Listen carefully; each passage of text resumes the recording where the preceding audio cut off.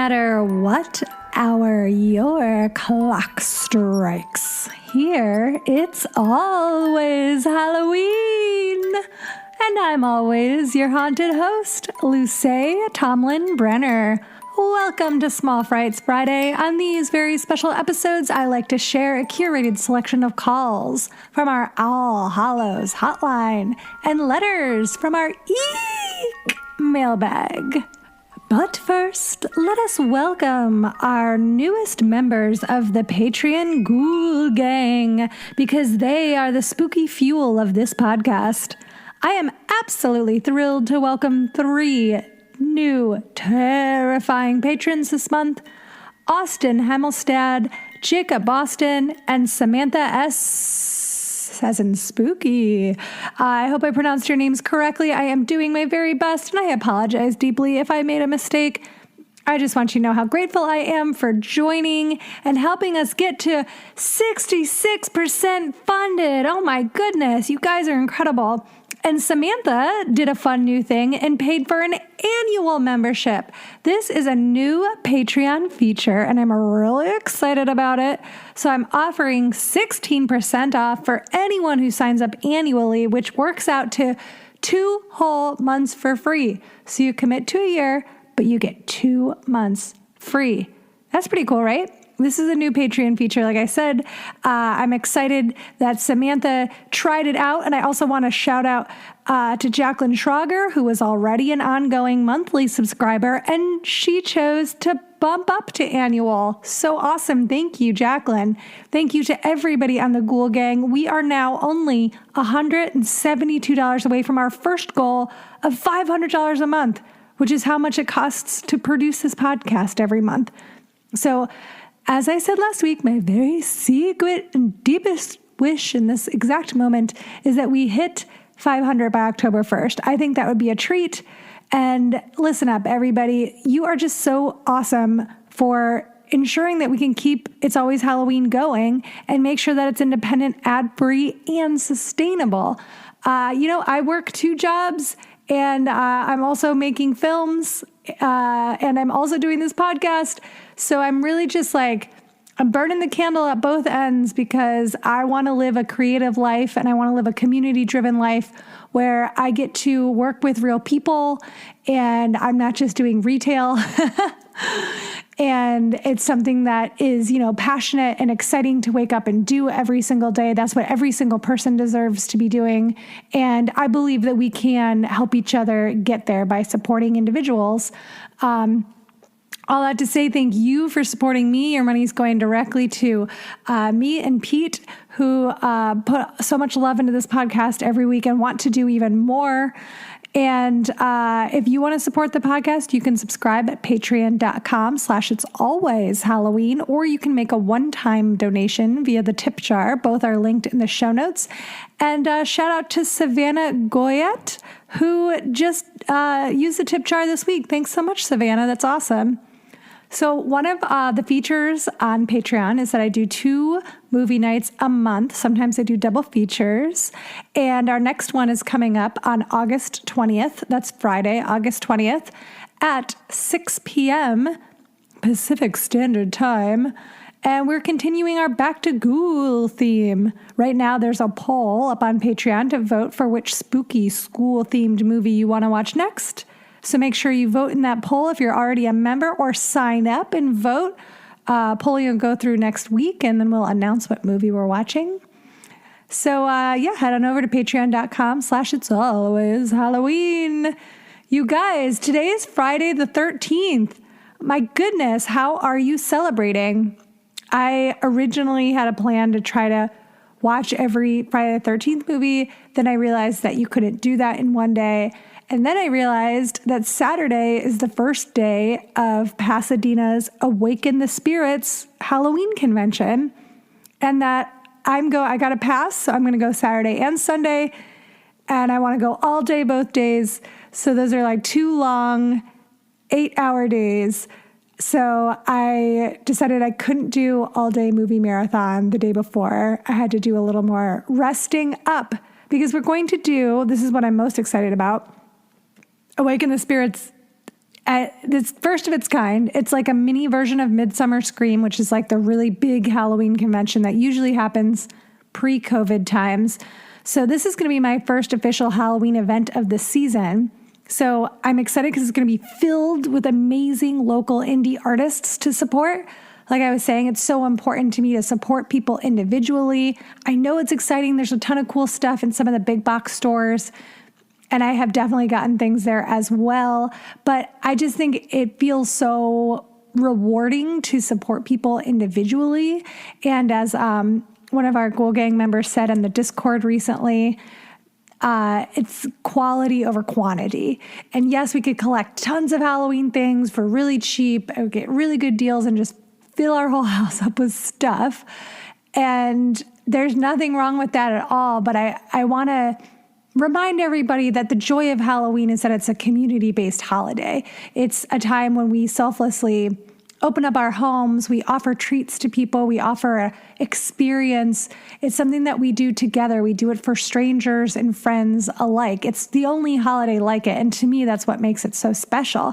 So I'm very excited to go to the event this weekend and support some local artists, and then also go to panels on all the local haunts that are going to be happening in Southern California this year. I love haunted houses, only when they don't touch you. Do not touch me.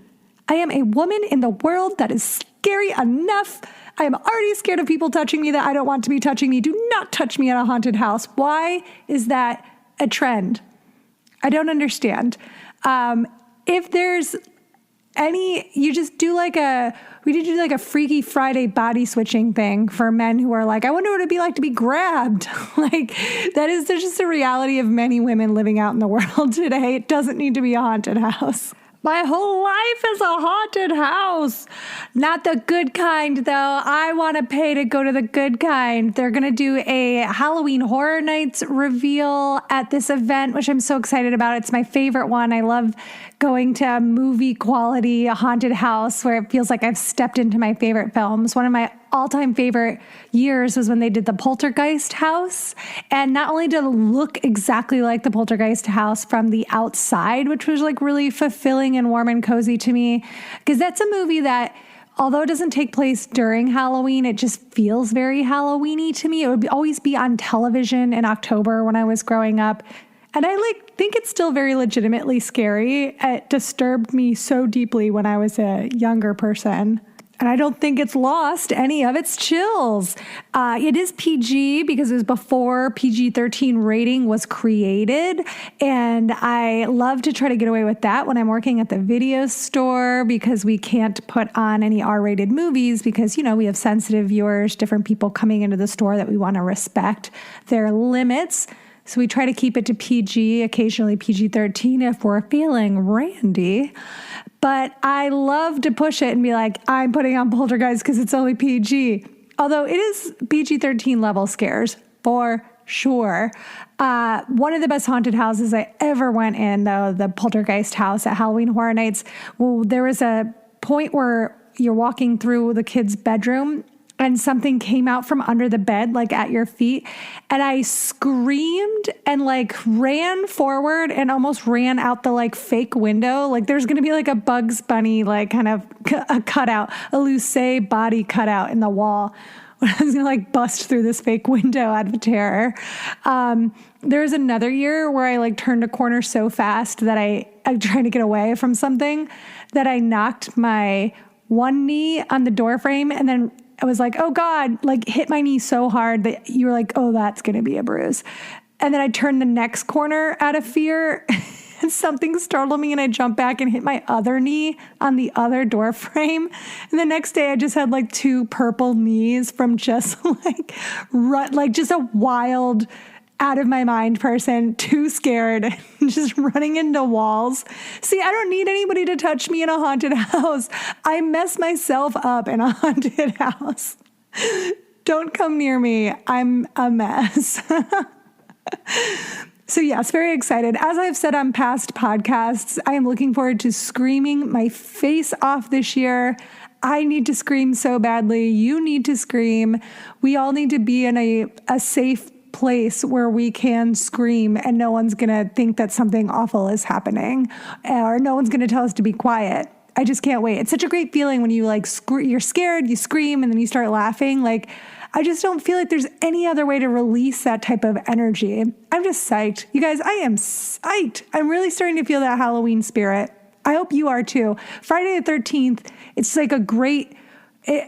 like a great way to sort of ease you in. I'm not going to be able to watch every single Jason movie. I want to try to watch a couple. Isaac, my boyfriend, has never seen any of them. So I'm thinking of trying to get like the first 3 in for his benefit.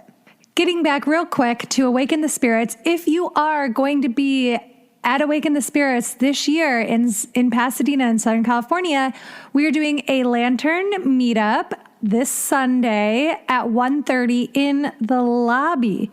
So come say hi. You know what I look like. You can see me on Instagram. There's pictures of me all over the internet. I'm a very public person. I'll be wearing Halloween things. You'll probably hear my booming voice across the convention hall. But if you aren't on social media, this is your call, 1:30 in the lobby. But check us out on Instagram. It's always Halloween Podcast, and I'll be putting updates on there as well.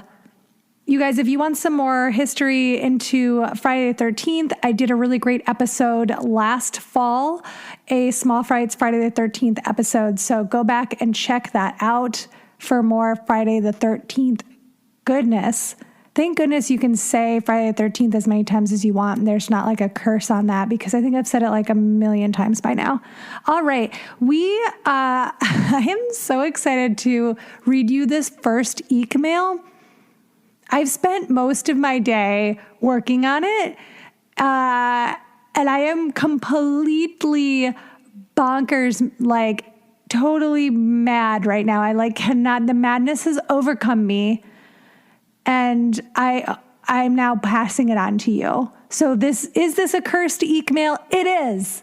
So you decide if you want to keep listening at this point. Okay, the subject line, there's no turning back now. The subject line is, please help. How can you ignore a subject line like that?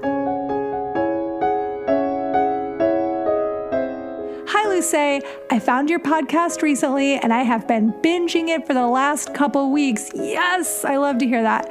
I'm not fully caught up yet, but I couldn't wait to reach out and ask you for help regarding a mysterious Halloween song.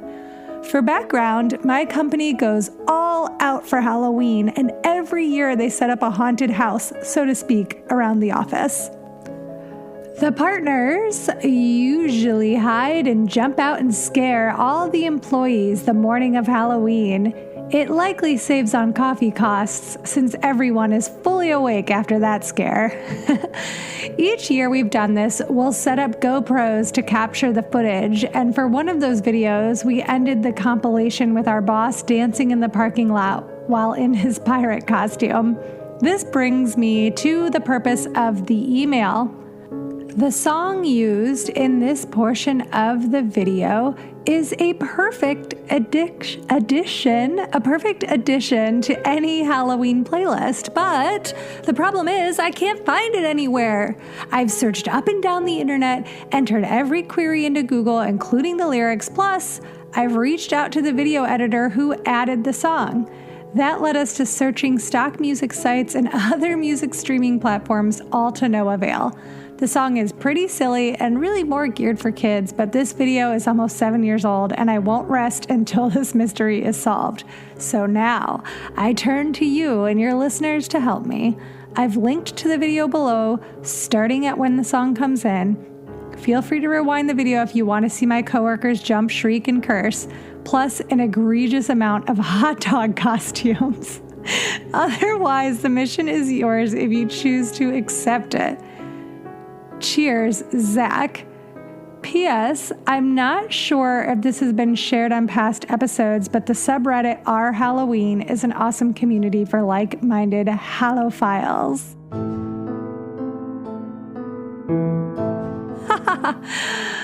Zach, I loved this video. I loved this video so much. I've watched it a couple times.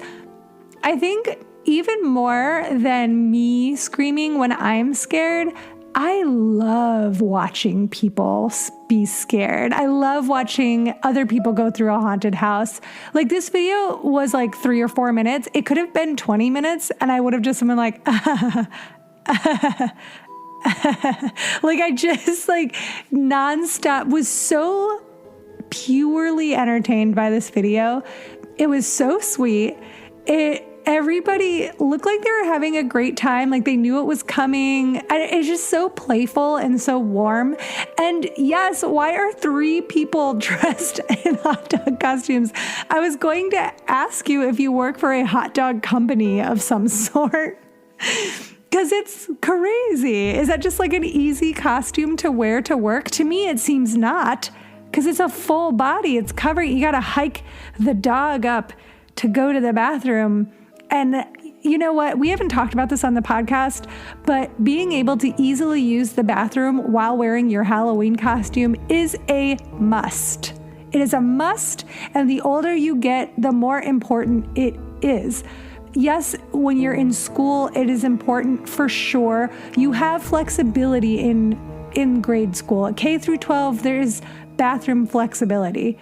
But when you start going to house parties and there are lines and you have to wait in a long line while somebody wriggles out of their like cardboard robot costume, that is a big Halloween no-no.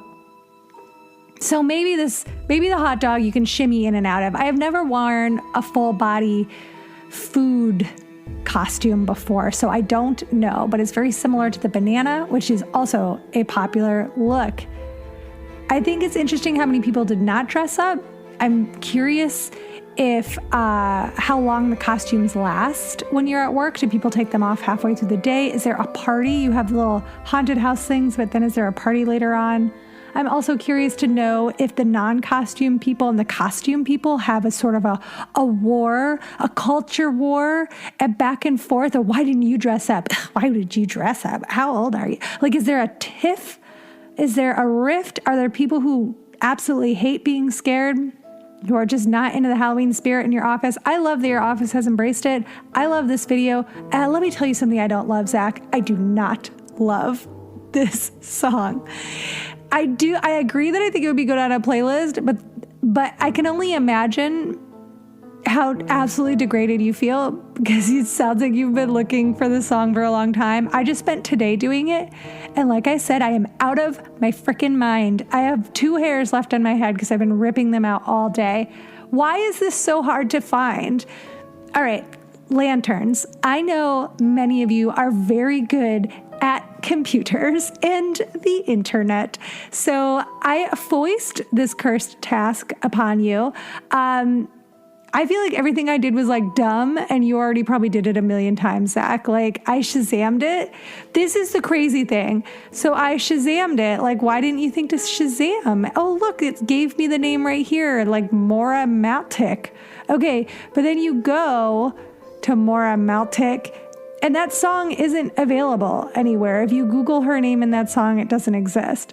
If you put the lyrics of the song into Google, Google recognizes them, because I bet a bunch of other people have been doing it, but it won't bring anything up. It's bizarre.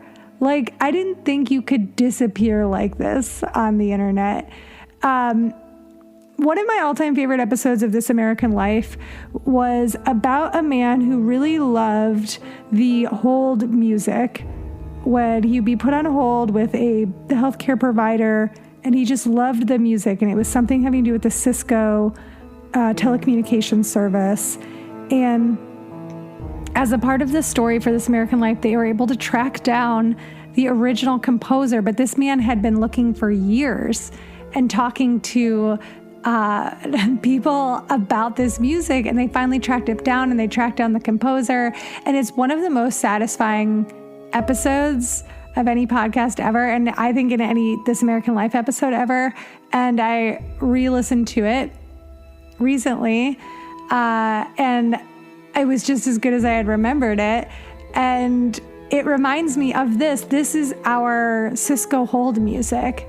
We need to find this and if we are really hard up, we just got to go straight to Ira Glass. I've been trying to friend him for a while since we are available on the NPR One app.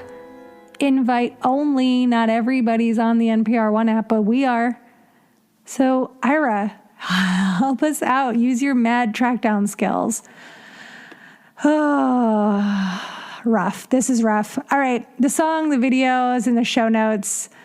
I have nothing more to say at this point. Thank you, Zach. You brought me much joy and much consternation. I look forward to helping you solve this mystery. I hope that we can. For now, let's take a call from the hotline. Hi, my name is Allison. I'm a recent new listener to the podcast. I remember on last week's episode, you said that no one actually called into the hotline, so I thought I would do it. I've never done something like this before.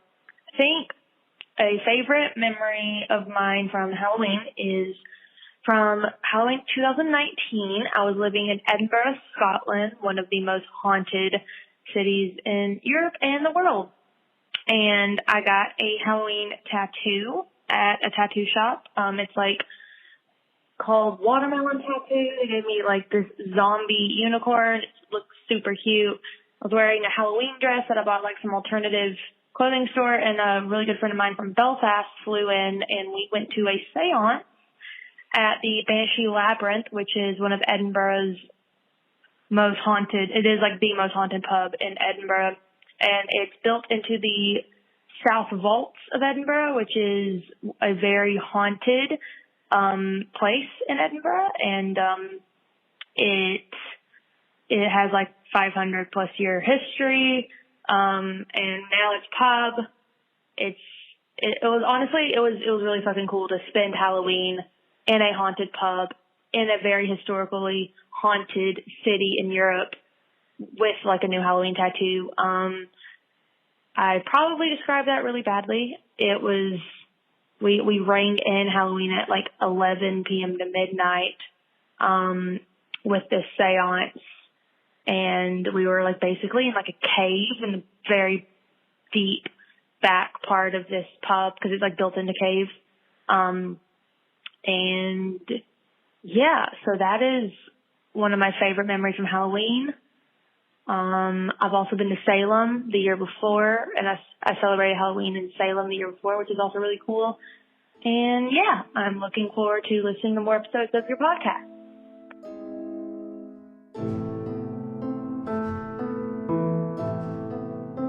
Allison, thank you so much for calling in with such a cool memory. I'm so happy that you did, and thank you for helping fill up the hotline voicemail box. I would love to go to Edinburgh, Scotland. It's definitely high up there on my haunted history list. This sounds like an absolutely perfect night. Not only was it a haunted bar, but it also is in a cave, and you did a seance. It's so many things on top of each other. What a lovely evening. And a Halloween tattoo. I have a little Black Phillip tattoo and a witch tattoo, but I don't have anything that's officially a Halloween tattoo, and I've been wanting to get one for a while. So I think that it's very cool. I would love to hear about other people's Halloween tattoos and see pictures. Allison, feel free to DM me on Instagram or send a picture into It's Always Halloween Podcast at gmail.com. Very interested in seeing everybody's Halloween tattoos. This is just so cool. Thank you. I have never gotten to celebrate Halloween anywhere except for the place that I live, which is always kind of a regular place. LA is definitely special. I love living in LA. It was my dream to move to LA as a child. I'm very happy to be here, but it definitely doesn't feel like it would have the same vibe as New Orleans or Salem or Edinburgh. Somewhere with such intense haunted history. And of course, some dark and dingy things have happened in LA. Lots of ghosts, lots of scary stories, absolutely. But it is very hot on Halloween in the fall, hot Halloween, it is a nightmare. And so you just lose a little bit of that cozy vibe, that chilly vibe that, is a hallmark of Halloween. So I would love to spend Halloween somewhere chillier in the future. That's my wish list. Thank you for sending me such great inspiration, Allison. It was wonderful to hear from you, and I'm happy you found the podcast and that you're enjoying it. All right, let's take another EEEKmail. This time, one that doesn't require such intensive research with no end. This is a reply to the Pumpkinhead episode. Hello, I love your podcast. I've been listening for about a month now. Halloween brings me the ultimate calm and comfortable feelings, and I love that I can bring that feeling to work now by listening to your podcast. A few episodes ago, someone shared a story about carving pumpkins as a family, and you loved that there were 2 people messaging you about it. Well, I thought I would add myself into the mix. My friends and I also have a pumpkin carving party, satirically dubbed PCP, every year. We get together, eat Halloween-themed food and drinks, and we carve pumpkins. Last year, one of my friends got so drunk that she sat on the floor hugging her pumpkin and just watched us carve. It was very entertaining. This year, my partner and I convinced our maid of honors to hold a joint bachelorette party with a fall barbecue theme where we can watch Halloween movies and carve pumpkins. Wow, that's cute. We're also including other themed indoor and outdoor games, basically making ourselves a tiny fall festival. That's my goal, at least. Since our wedding is in October, it's not only the perfect timing for such things, but it kind of becomes the replacement for our standard pumpkin carving party, since we probably won't have time for it this year.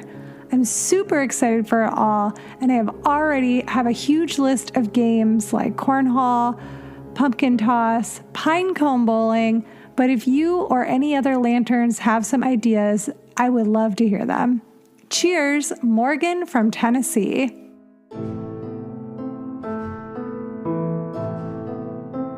Oh, Morgan. Well, wishing you all of the bliss on your upcoming nuptials. Congratulations. It's so thrilling to find someone you want to spend your life with and to stand up and proclaim your love to the world in front of your dearest friends and family. What a special and once in a lifetime, hopefully, experience. And I'm really happy for you. I have been told by so many awesome lanterns in our community that they've gotten married in October and that they have these Halloween themed weddings. And I just find that so deeply cute.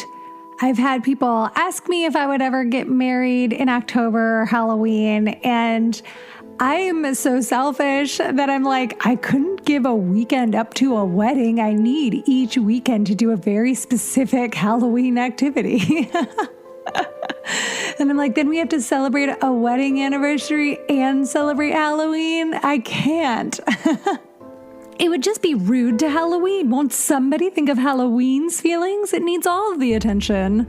But the more I think about it, the more I think it's just so beautiful the way you're like doubling your love. Your love for your partner, your love for this holiday, you share that together. It's just it's so nice. Your pumpkin carving party sounds like such a scream. I love that you've been able to transform it into a bridal party this year, a bachelorette party. One game that might be fun is I've been at bachelorette parties where one of the games is like you try to make a wedding dress out of toilet paper. Everyone breaks into pairs and then one person uses the toilet paper on the other person to like build a wedding dress. And I'm thinking, when I think about toilet paper, I think of mummies. One of my favorite costumes that I did as an adult was as a mummy. And so I feel like a spin on that would be to try to dress each other up as mummies with toilet paper, and like whoever does the best job wins. You could even make it a mummy bride. Maybe the mummy has a train. It's honestly the one thing that mummies are really missing. You know, Egyptian mummies, they don't have dresses with trains. And I think that could really add a lot. So consider that as an option. Remember, do not do apple bobbing. It is disgusting. That's the official stance of this podcast. May I also suggest coming up with a new dance craze. We have not had a Halloween dance craze since the Monster Mash, I believe. Correct me if I'm wrong, please. But what about a special Halloween dance? You guys can come up, you can break into pairs again. Each, you know, together you develop a dance, you do a little dance off for each other. You know, most applause, most shrieks wins. And then the winning dance can then be debuted at the wedding. So see, it's a little bit, it's a twofer there. Let me know how any of that goes. And please, anybody out there who has fun Halloweeny bachelorette party ideas, send them in. I love that so many of you out there have these great pumpkin carving parties. Very inspirational to me. As I've said before, I live in a very small city apartment. I think I could get like 6 people in here carving pumpkins maybe. So that I'm going to put that on my docket as something I want to try doing this year, because I think that would be really fun. I'll get back to you on it. I need to really sit down and plan. You know, I've brought this up before. Now is a good time to write down your bucket list and then maybe order them, priority, come up with some sort of fun highlighting way of saying like, these are the most important, like this is the must, this is the I want to, this is the it'd be okay if I didn't, and this would be the like, do I really want to do that? You know, order them and then start plugging them in and seeing what days. Look at a paper calendar. I like using paper calendars because you can like dream a little more.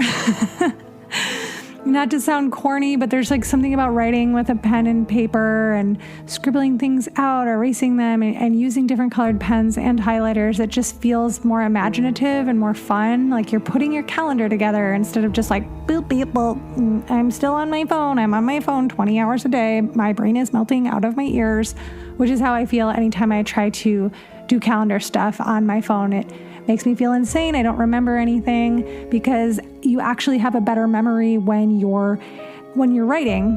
Neurologically speaking, writing things down commits it to memory in a way that typing them out with your phone doesn't do. So that's like just some science, a little brain science for you guys, just an added bonus. So August is such a great time to just start blurting out all the things that you want to do, start thinking about them and making a plan. And again, being gentle with yourself, being gentle with your bones, giving yourself time to rest, and not being too hard on yourself if you don't get all your Halloween stuff in, because you know what? It's always Halloween. So prioritize the events, because those are the ones you're going to have to wait on again next year. And let's say you don't get your pumpkin carving party in, but like they still sell pumpkins through November. Why do we stop carving pumpkins? Honestly, we're putting them on our own porch. No one controls our own porch. We control our porch. We could really be putting jack-o'-lanterns out a little longer. Think about it. Something to munch on. Like the delicious seeds of a pumpkin. Okay, before we go today, I just want to pop in a recommendation from the Ghoul Gang. At the $3 and up level, you could join our Discord where we talk about what we're watching, what we're listening to. We share pictures of our decorations. We share pictures of our pets dressed up in costumes. We plan events and get-togethers. It's a delight. Please join us on Discord if you want to get really conversational with the Luceo Lantern community. So today I want to share a recommendation from one of our newest Ghoul Gang members, Andrew. It's a book called My Favorite Thing is Monsters. I'm going to hit you with the description right now. Set against the tumultuous political backdrop of late 60s Chicago, My Favorite Thing Is Monsters is the fictional graphic diary of 10-year-old Karen Rees, filled with B-movie horror and pulp monster magazine iconography. Karen Rees tries to solve the murder of her enigmatic upstairs neighbor, Anka Silverberg, a Holocaust survivor, while the interconnected stories of those around her unfold. When Karen's investigation takes us back to Anka's life in Nazi Germany, the reader discovers how the personal, the political, the past, and the present converge. Full-color illustrations throughout. Sounds absolutely incredible. Andrew said he loves it, and he heard about it through an interview with Terry Gross on Fresh Air, and I will link that in the show notes to anyone who is interested. The author is named, I believe, Emile Ferris, and this is her first book. Not only her first book, her first graphic novel. I think it's really cool that the first thing she published is something that's so complex and is like incredible illustrations and an incredible story. And she said, she has this really great quote where she said, "I always felt like monsters were kind of heroic because they were facing something. Becoming a monster sometimes isn't a choice that you have. We're all that. We're all the other in one way or another." Very thoughtful. I really like the themes in this book. I feel like there's a lot of overlap between what we talk about on this podcast a lot and this book. So, Andrew, what a great recommendation. Thank you so much. We'll add it to our book list and to our upcoming book club, which Ghoul Gang member Jenny is helping us put together, and hopefully we'll get to unveil soon by the holiday so we can all read a book together for Halloween. I think that'd be really fun.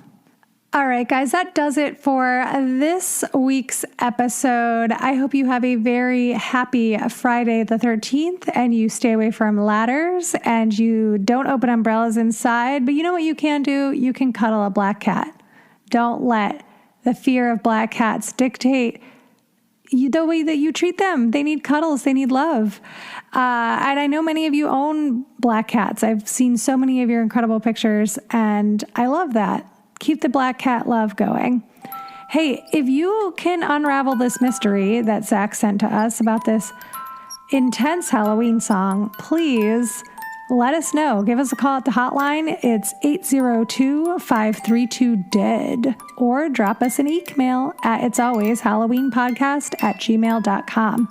We also want to hear your Halloween memories, like what Allison called in with such an awesome memory about Edinburgh. And I'd love to hear about any parties or party ideas that you might have for Morgan. As I said at the top of the podcast, you can support It's Always Halloween by joining our Patreon at patreon.com/itsalwayshalloween or making a one-time donation using our tip jar. You can also support the podcast by buying It's Always Halloween merch on Redbubble. That link is in our show notes and in our Instagram as well.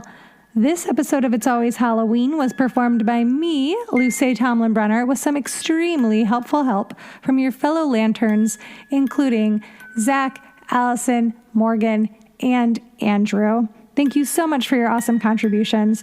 The editing, theme music, and sound design is by the wonderful Pete Burns. Thank you, Pete.